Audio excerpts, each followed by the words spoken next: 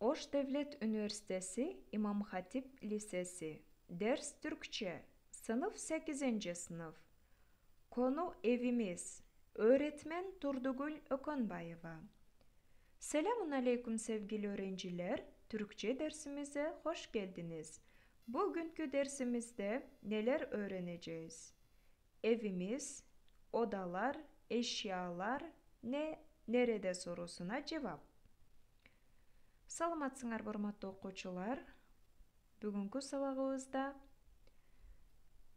evimiz, үйүбүз, odalar, bölmөлөр, eşyalar, буюмдар nerede жана эмне кайсыл жерде, эмне каерде деген суроого жооп берүүнү үйрөнөбүз. Evimiz, okuyalım. Merhaba, benim adım Esra. Burası bizim evimiz.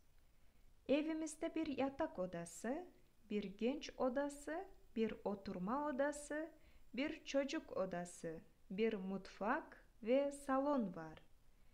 Benim odamda bir elbise dolabı ve yatak var. Yatak odasında bir elbise dolabı, bir yatak ve bir masa var. Salonda koltuk takımı, televizyon ve sehpa var. Mutfakta buzdolabı, mutfak dolabı ve ocak var. Balkonda sandalye var. Bahçemiz çok büyük ama havuz yok. Evimizi çok seviyorum. Evet arkadaşlar, burada evini tanıtmış bu kelimeleri, odaların adlarını bugünkü dersimizde öğreneceğiz.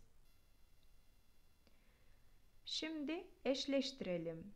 Resimlere bakarak odaların adlarını bulalım, altına yazalım. Birinci resim. Yeşil renkte çocuk odası. İkinci mutfak. Üçüncü oturma odası. Dördüncü yatak. Evet, kontrol ediniz. Evde neler var? Arkadaşlar, eşyaların numaralarına göre Türkçe adlarını söyleyeceğim. Siz bunları yazacaksınız.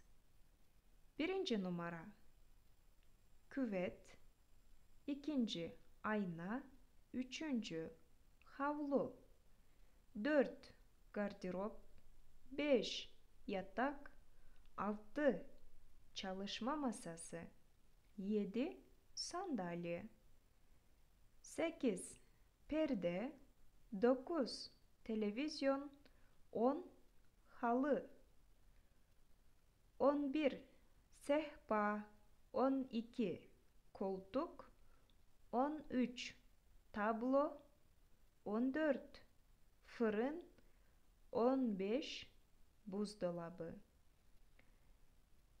Evet arkadaşlar, bunların numaralarını yazınız ve eşyaları tanımaya çalışınız.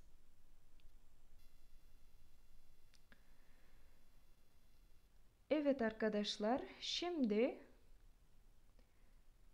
odada ne var, neler var, evde ne yok, neler yok. Bu sorulara cevaplar yazalım. Урматтуу окуучулар, не var, не yok, эмне бар, эмне жок. Бул таблицаны толуктайбыз. Бөлмөдө эмнелер бар, үйдө эмнелер жок. Oturma odasında televizyon var. Oturma odasında masa yok. İkinci, mutfakta ocak var. Mutfakta yatak yok. Çocuk odasında yatak var. Çocuk odasında televizyon yok. Balkonda sandalye var. Balkonda koltuk yok. Salonda halı var. Salonda ayna yok. Yazalım. Şimdi arkadaşlar, ne kim nerede sorusuna cevap verelim. Eğer kelimenin son sesli harfi A, I, O, U ise o zaman da, ta eklerini yazacağız. Eğer kelimenin son sesli harfi E, I, Ö, Ü ise D, T eklerini kullanacağız. F, S, T, K, Ç, Ş, H, P harflerinden sonra gelen ek D harfiyle başlıyorsa o T harfine değişecek. Hurmatly okuwçular, kim emne qayerде деген суроолорго жооп бергенде сөздүн акыркы тамгасы А, I, O, U тамгалары менен бүткөн болсо да, та деген мүчөлөрдү колдонобуз. Эгер сөздүн акыркы Э, И, Ö, Ü деген үндүү тамгалар менен бүтсө акыркы тамгасы, анда Д, Т деген мүчөлөрдү колдонобуз. Анда карайлы, биринчи сүрөт. Дефтер. Бу не? Бу дефтер. İkinci, masa. Bu ne? Bu masa. Üçüncüye bakalım. Defter nerede? Defter masada. Defter кайсыл жерде? Кайерде? Defter партанын, столдун üstünde. Doktor. Bu kim? Bu doktor. İkinci, burası neresi? Burası hastane. Doktor nerede? Doktor kayda? Doktor hastanede. Doktor oorukанада. Yumurta. Sepet. Yumurta nerede? Yumurta sepette. Meyve, ağaç. Meyve nerede? Meyve ağaçta. Alıştırma. Könügülür. Fırın mutfakta. Süt buzdolabında. Kitap çalışma masasında. Kalem çantada. Annem evde. Babam işte. Çocuklar bahçede. Бул көнүгүүлөрдү, сүйлөмдөрдү дептериңерге жазгыла. Ödev. İkinci alıştırma tamamlayalım. Boş yerlere uygun harfleri yazın ve kelimeleri tamamlayın. Birinci. 2 N harfi var. Başına A harfini, sonuna E harfini yazalım. Anne. Evet arkadaşlar, sonraki kelimeleri siz tamamlayınız. Üçüncü alıştırmaya bakalım.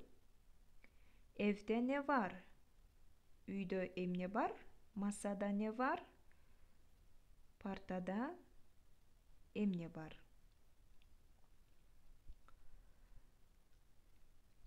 Калган сөздөргө ылайыктуу мүчөлөрдү жазып толуктагыла. Diğer cümlelere uygun olan ekleri yazınız, tamamlayınız. Evet arkadaşlar, ödevlerinizi tamamlayınız ve bana gönderiniz. Dersle ilgili sorunuz varsa bana yazınız. Урматтуу окуучулар, бүгүнкү сабакка байланыштуу сурооңор бар болсо, мага жазгыла, менден сурагыла.